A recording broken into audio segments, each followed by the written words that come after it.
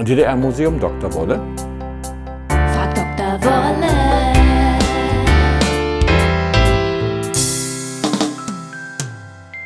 Bei einer Untersuchung über die Kenntnisse in Mathematik, Physik, Chemie und Biologie haben die ostdeutschen Länder durchgängig sehr gut abgeschnitten. Ist das nicht ein später Triumph der DDR-Schule? Mathematik, Physik, Chemie, auch Biologie wurden in der DDR-Schule sehr, sehr wichtig genommen. Übrigens zu meinem großen Leidwesen, es waren nie meine Lieblingsfächer. Mich befällt heute noch ein gewisses Grauen, wenn ich in diesen Büchern blätter. Ja, ich träume manchmal davon, dass ich noch Mathematikprüfungen ablegen muss. Aber Gott sei Dank muss ich das nicht mehr. Ich würde also gnadenlos scheitern heute. Aber es herrschte eben da ein sehr, sehr strenges Leistungsprinzip, wie überhaupt in den Schulen der DDR.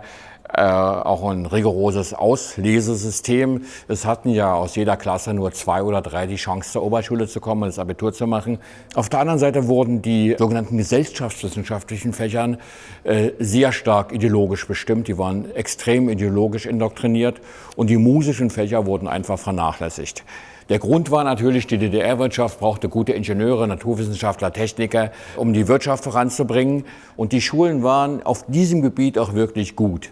Nicht zuletzt deswegen, weil es eine sehr gute Lehrerausbildung gab auf diesen Gebieten. Die künftigen Lehrer für diese benannten Fächer, also Mathematik, Physik, Chemie und Biologie, die wurden sehr sorgfältig ausgebildet. Die machten also das komplette Fachstudium und hatten außerdem noch eine gründliche pädagogische Ausbildung und wurden mit allen didaktischen Methoden und pädagogischen Methoden ausgebildet, so dass man sagen kann, dass sich das ganz bestimmt bis heute auswirkt.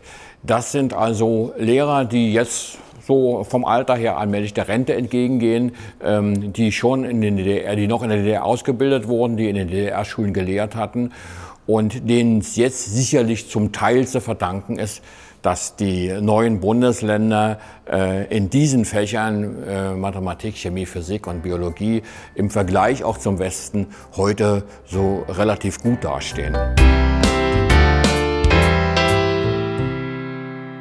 Wenn ihr selbst noch Fragen an mich habt, dann schreibt mir bitte diese in die Kommentare. Ich freue mich auf euren Beitrag. Wenn ihr keine Folge von Frag Dr. Wolle verpassen wollt, dann klickt bitte auf Abonnieren.